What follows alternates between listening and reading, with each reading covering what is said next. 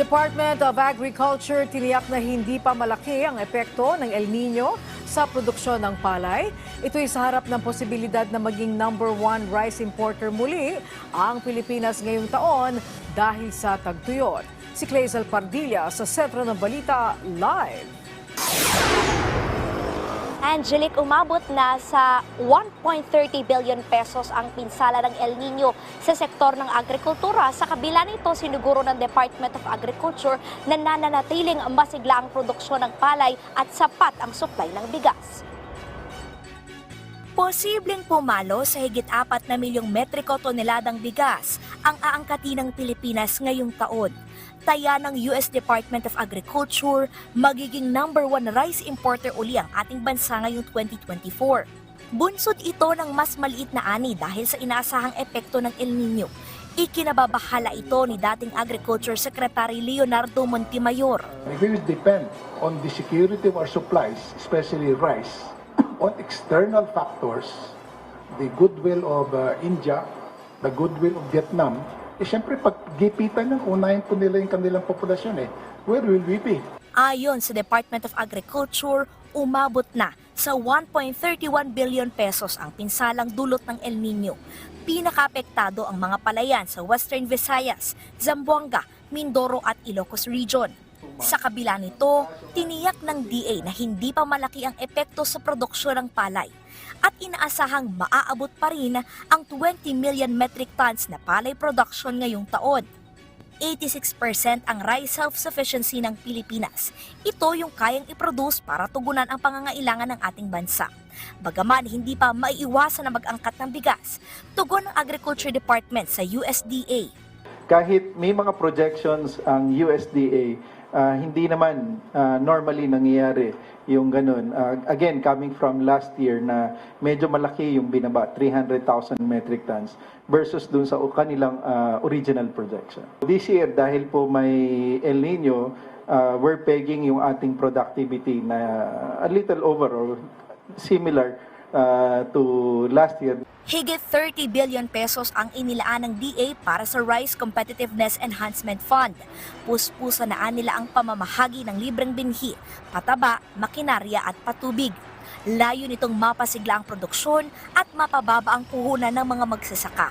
Target ng DA na itaas sa 97% ang rice self-sufficiency level sa susunod na 5 taon. Ang aim po ng DA is to maximize our productivity.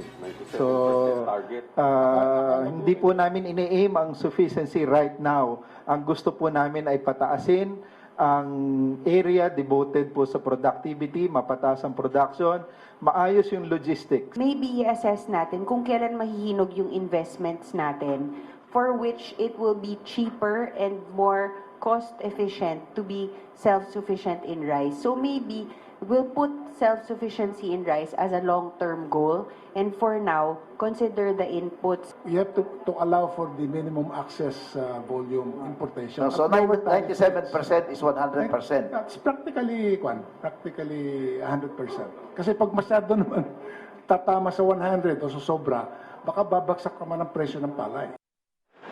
Angelic, sa ngayon ay nasa 790,000 metric tons na yung dumating na imported rice sa ating bansa para sa buwan ng Enero hanggang ito yung unang quarter ng 2024. Bumababa na yung presyo ng imported rice at kasabay niyan yung pagmura din ng local rice at inaasahan nga na mas mura pa sa 50 pesos yung magiging presyo sa mga susunod na linggo dahil sa gumugulong na harvest season. Yan na muna ang latest. Balik sa iyo, Angelic. Yes, Clay, hindi ba magkaroon ng conflict o kaya pagkalugi ang ating mga magsasaka kung sasabay na i-release itong mga na-import na bigas, kasabay ng pag-ani natin ng bigas o ng palay ngayon? Angelic, sa ngayon kasi ay nananatiling mas mataas yung presyo ng mga imported rice. Kung makikita mo nga sa price monitoring ng Department of Agriculture, higit 50 pesos yung presyo ng imported rice. Pero ang local rice natin ay nasa 45 hanggang 50 pesos. Okay na presyo naman yun, sabi ng Department of Agriculture. At sa ngayon kasi, ang pinaka-basis para masabing nalulugay yung mga magsasaka ay yung presyo ng palay. At nananatiling maganda yung presyo ng palay na nasa 24 pesos hanggang 24 pesos and 50 centavos yung fresh palay at mas mahal ng 3 piso doon sa dry palay. Ang sinasabi nga ng Department of Agriculture, kapag tuloy-tuloy yung pagbibigay ng subsidy ng ahensya, papatak lamang ng 13 pesos yung puhunan ng mga magsasaka sa bawat kilo ng palay o bigas. Yes, Angelique. Alright, maraming salamat sa iyo, Clazel Padilla.